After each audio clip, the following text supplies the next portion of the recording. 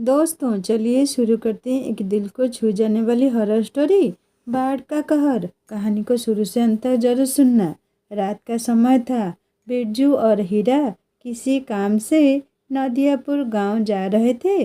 बिरजू बोला, हीरा अरे चलते चलते मेरे पैर जवाब दे चुके हैं, गर्मी भी लग रही है, चलो एक पेड़ के नीचे बैठकर आराम कर लेते हैं। हीरा बोला, अरे यहाँ रुकना सही नहीं है, ये जंगल है। बिरजू बोला, अरे नदियापुर गांव जंगल के बीच ही बसा है, चल थोड़ा सुस्ता लेते हैं, वैसे भी शाम तो हो ही गई है। बिरजू की बात सुनकर हीरा न चाहते हुए भी एक पेड़ के नीचे बैठ गया। अचानक उन दोनों के कानों में एक बच्चे के रोने की आवाज आई। हीरा बोला, बिरजू भैया तुमने कुछ सुना? यहाँ जंगल में कौन सा बच्चा रो रहा होगा? बिरजू बोला, आवाज तो मेरे भी कानों में आ रही है, चलो चलकर देखते हैं। बिरजू और हीरा आस पास नजर दौड़ने लगे। तभी उन दोनों की नज़र एक बच्चे पर पड़ी। वे दोनों उस बच्चे के करीब चले गए।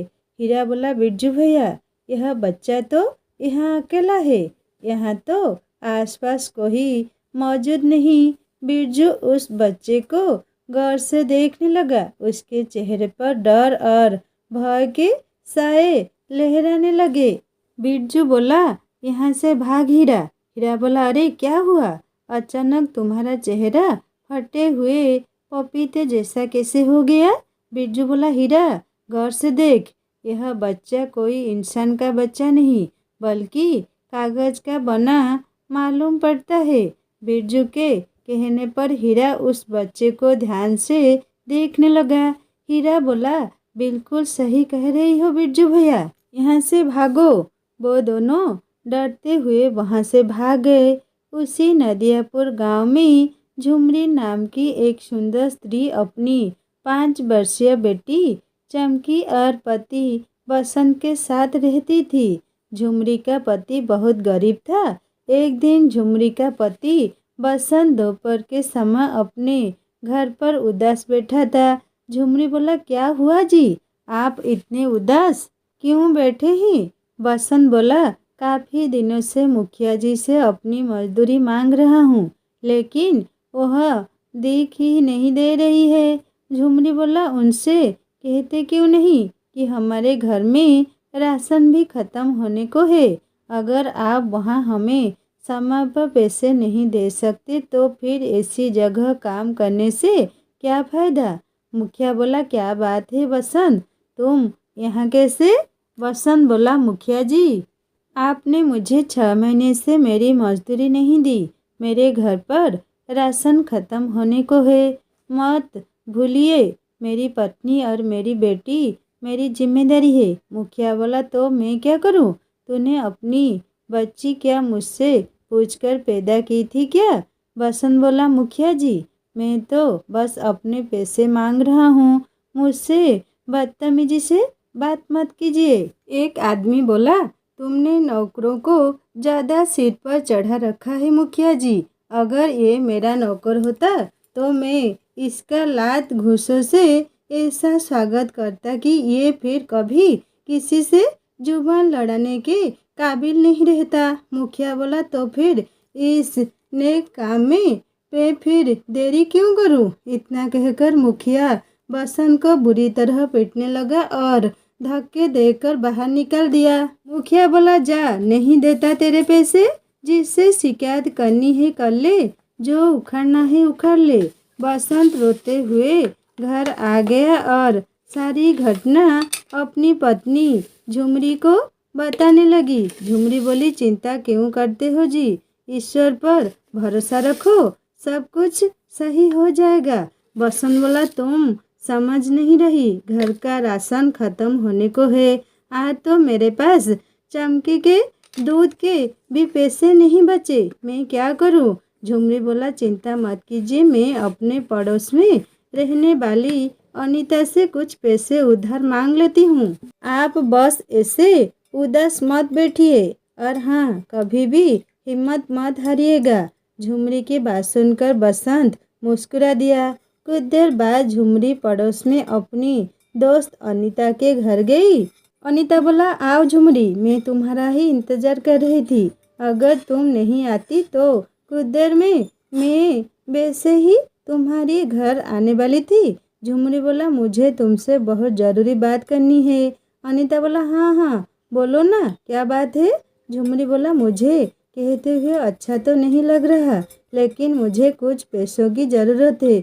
वो क्या है ना, आजकल मेरे पति को कहीं काम नहीं मिल रहा।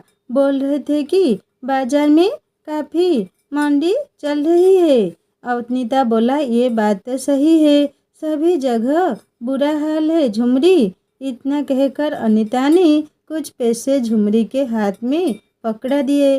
झुमरी बोला, मैं तुम्हारे ये पैसे बहुत जल्दी चुका दूंगी। अनीता बोला, अरे जब मर्जी आए तब चुका देना, लेकिन ऐसा कब तक चलेगा। झुमरी बोला, मैं कुछ समझी नहीं।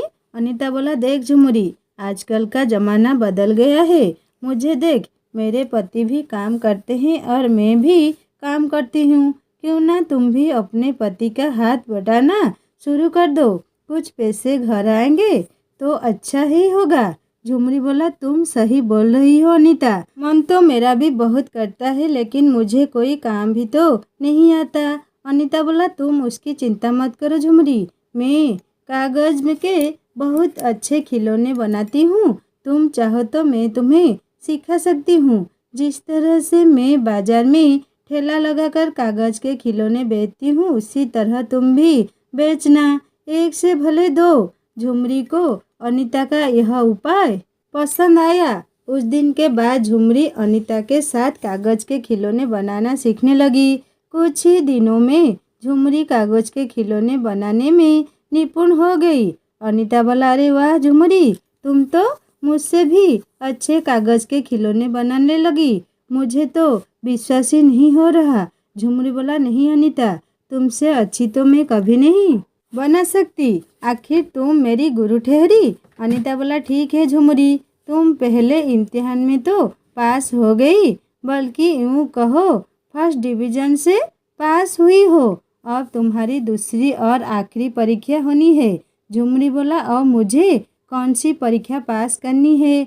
अनीता बोला, कल तुम मेरे साथ बाजार में खिलौने बनाकर बेचोगी, देखते हैं किसके खिलौने ज़्यादा बिकते हैं। अगले दिन झुमरी अनीता के साथ दूसरा ठेला लगाकर कागज के खिलौने बेचने के लिए खड़ी हो गई। कुछ ही देर में झुमरी के सारे खिलौने बिक गए। अनीता बोला, अरे वाह झुमरी, मेरे ठेले में तो कुछ थोड़े खिलौने बचे हैं, लेकिन तुम्हारे तो सारे खिलौने बिक गए। झुमरी बोला, कहीं तुम्हें बुरा तो नहीं लगा ना। अनीता बोली, अरे इसमें बुरा लगने वाली क्या बात है, ईश्वर हर किसी को अपना अपना नसीब देता है। उस दिन के बाद अनीता और झुमरी रोज़ सुबह बाजार में कागज के खिलौने बेचने जाती। शाम तक झुमरी के सारे खिलौने बिक जाते। झुमरी के दिन अब बदलने लगे थे। एक दिन बसंत झुमरी से बोला, मैंने ज़रूर पिछले जन्म में कुछ अच्छे पुण्य किए होंगे झुमरी, जो मुझे इस जन्म में तुम्हारी जैसी पत्नी मिली। झुमरी बोला, ऐसी बातें क्यों करते हो जी, अगर हर दुख में पति पत्नी का साथ देता है तो क्या पत्नी उसके दुख में उसका साथ नहीं दे सकती। बसंत बोला, मैं तुम्हें यह बताने के लिए आया हूँ कि मुझे चौधरी के खेतों में काम मिल गया है। झुमरी बोला, ये तो बहुत अच्छी बात है जी, अब हमारी कमाई दुगनी हो जाएगी। अब हम अपनी बेटियां रानी की अच्छे स्कूल में एडमिशन दिलवा सकेंगे। झुमरी की बात सुनकर बसंत मुस्कुराता हुआ वहाँ से चला गया। एक दिन की बात है, झुमरी और अनीता बाजार में ठेला लगाकर कागज के खिलौने बेच रही थी कि तभी मुखिया कुछ लोगों के साथ वहाँ आ गया। मुखिया बोला, कैसी हो झुमरी, देख रहा हूँ तुम्हारे खिलौने आजकल बहुत ज़्यादा बिक रहे हैं, और तो और तुम्हारे वस्त्र भी बता रहे हैं कि तुम्हारी आमदनी अच्छी हो रही है। झुमरी बोला, सब ईश्वर की कृपा है मुखिया जी, यहाँ कैसे आना हुआ। मुखिया बोला, बात यह है झुमरी की हमारा गांव दो नदियों के बीच में है, वर्षा प्रारंभ होने वाली है और मुझे सूचना मिली है कि इस बार हमारा गांव भयंकर बाढ़ की चपेट में आ सकता है। झुमरी बोला, इस तरह से तो गांव वालों का जीवन यापन बर्बाद हो जाएगा। मुखिया बोला, इसीलिए मैं चंदा इकट्ठा कर रहा हूँ। झुमरी, तुमसे भी मैं चंदा लेने आया हूँ। झुमरी ने उस दिन की सारी कमाई मुखिया के गुल्लक में डाल दी और साथ ही उसकी दोस्त अनीता ने भी। मुखिया, झुमरी, मैं सारे गांव वालों से चंदा लेकर उनके लिए शहर से अच्छे कंबल और बहुत ही खाने पीने की वस्तुएं लेकर आऊँगा। झुमरी बोला, मुझे तुम पर विश्वास नहीं है मुखिया जी। वैसे भी तुम मेरे पति की 6 महीने की तनख्वाह रोक के बैठे हो। देखते हैं गांव वालों की कितनी मदद करते हो। मुखिया बोला, अरे तुम अभी तक अपने पति की मार को दिल पे लगाए बैठी हो, मगर वह मुझे आकर बदतमीजी से बात कर रहा था। इतना कहकर मुखिया वहाँ से चला गया। दिन ऐसे ही बीतने लगे, मगर झुमरी ने देखा कि मुखिया शहर से कुछ भी लेकर नहीं आया। एक दिन की बात है, मुखिया अपने मुनीम प्रेमचंद से बातें कर रहा था।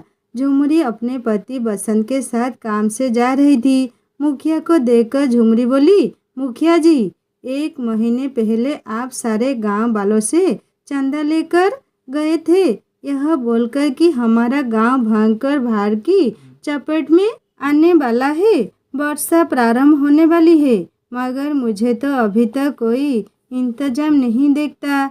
झुमरी की बात सुनकर मुखिया बुरी तरह तिल मिलाकर रह गया। मुखिया बोला, तुम तो ऐसे बोल रही हो जैसे कि तुमने 10-20 लाख रुपया चंदे में दिया हो। अरे 150 रुपये चंदे में डालकर अपने आप को क्या समझ रही हो? बसंत बोला, मुखिया जी, आपको इस तरह से मेरी पत्नी का अपमान करने का कोई अधिकार नहीं है। मुखिया बोला, मुंह बंद रख बसंत, पिछली बार की मार भूल गया क्या? गांव में तेरी पत्नी के अलावा ना जाने कितने लोगों ने मुझे चंदा दिया है, उन्होंने तो मुझसे कोई सवाल नहीं पूछा। यहाँ से चला जा, वरना तेरा फिर से मार मार कर बुरा हाल कर दूंगा। बसंत अपनी पत्नी के साथ वहाँ से चला गया। मुखिया बोला, देख रहे हो मुनीम जी, इस बसंत की पत्नी के कागज के खिलौने बाजार में क्या बिकने लगे। यह तो अपने आप को आपसे भी बड़ा समझने लगा। मुखिया बोला, सही कहा आपने, जब तक आप इन दोनों पति पत्नी को गांव से धक्के देकर बाहर नहीं निकलवा देता, मैं चैन की नींद नहीं सो सकता। मुन्नी बोला, वैसे क्या वास्तव में हमारे गांव में बाढ़ आने वाली है? मुखिया बोला, अरे कोई बाढ़ नहीं आने वाली है। ये न्यूज़ वाले तो वैसे भी हर साल यही खबर चला देते हैं कि बाढ़ आने वाली है, गांव डूबने वाला है, और मैं इसी खबर का फ़ायदा उठाकर गांव से अच्छा खासा चंदा वसूल लेता हूँ। हर साल की तरह इस बार भी कुछ नहीं होगा। उस दिन के बाद मुखिया ने झुमरी और उसके पति बसंत के खिलाफ गांव में कान भरने शुरू कर दिए। गांव वाले मुखिया की बातों में आकर झुमरी और बसंत को अपना दुश्मन समझने लगे। झुमरी से उन सब ने झुमरी के कागज के खिलौने खरीदने बंद कर दिए। थक हार कर बसंत और झुमरी अपने घर पर ताला लगाकर दूसरे गांव की ओर चल दिए। झुमरी एक जंगल में बैठकर आंसू बहाती हुई बोली, ये सब मेरे सच बोलने का नतीजा है। बसंत बोला, दिल छोटा मत करो झुमरी, तुमने तो सच बोला है और सच बोलने वालों की कभी हार नहीं होती। झुमरी बोला, वो सब तो ठीक है जी, लेकिन अब क्या होगा? हमारे पास बिल्कुल भी पैसे नहीं है और बोतल में सिर्फ चमकी का आधा गिलास दूध बचा है। झुमरी ने इतना कहा ही था कि तभी एक बच्चे के रोने की आवाज़ उसके कानों में पड़ी, तो उसने देखा कि एक पेड़ के नीचे सुंदर सा बच्चा रो रहा है।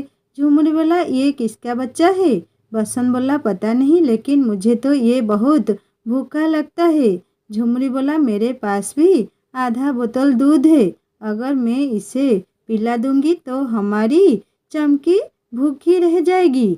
बसंत बोला, चिंता मत करो झुमरी, वह बच्चा कई दिनों से भूखा मालूम पड़ता है, पहले इसे दूध पिला दो। झुमरी उस बच्चे को दूध पिलाने लगी।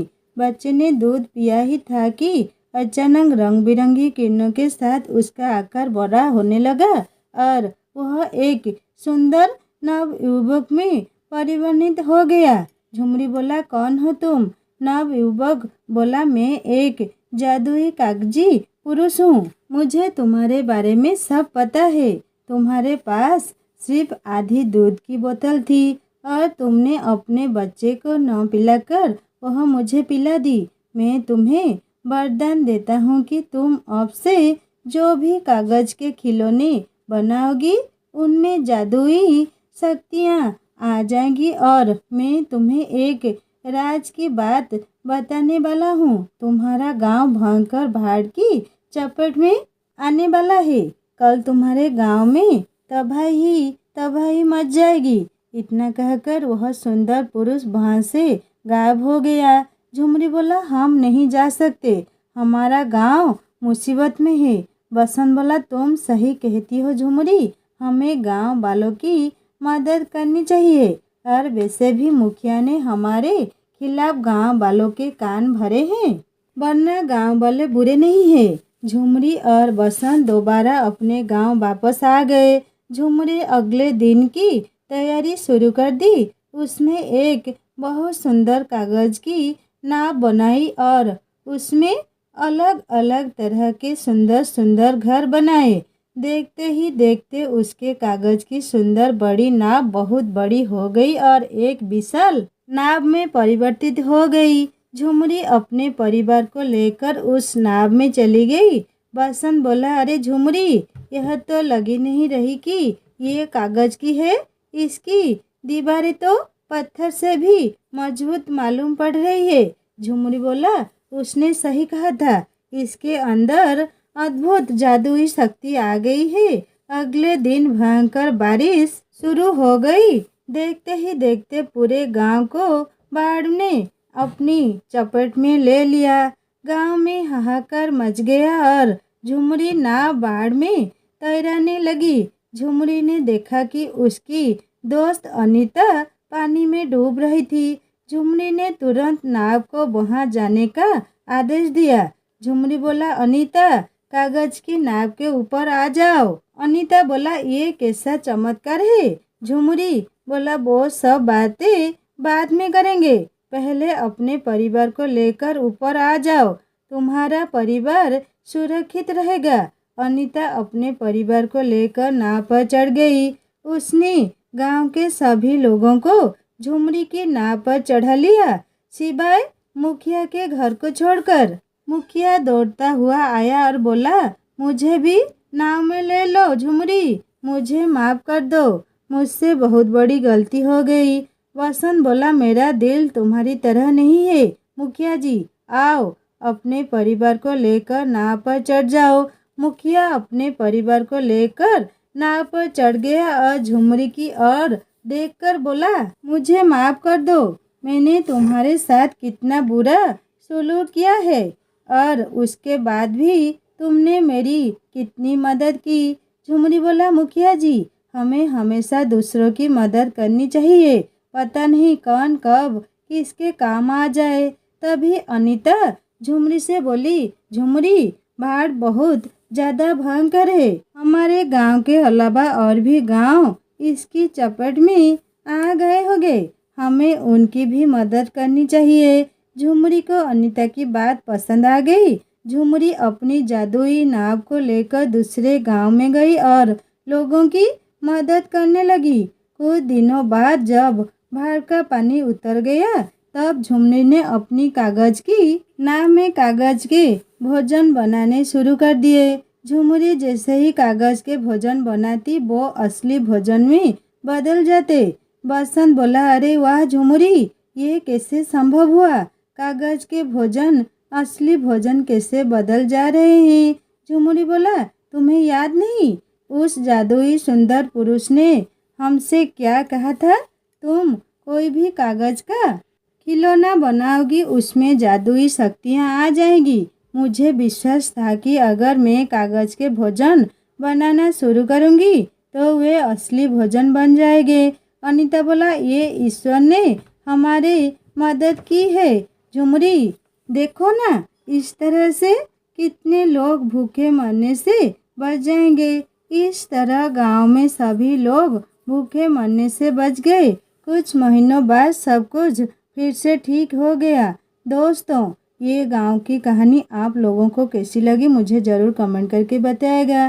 कहानी को पूरा पढ़ने के लिए शुक्रिया। कहानी अच्छी लगी तो लाइक करना, दोस्तों से शेयर करना और सब्सक्राइब करके बेल आइकन दबा देना। और एक नई कहानी जल्दी लेकर आऊँगा। नमस्ते।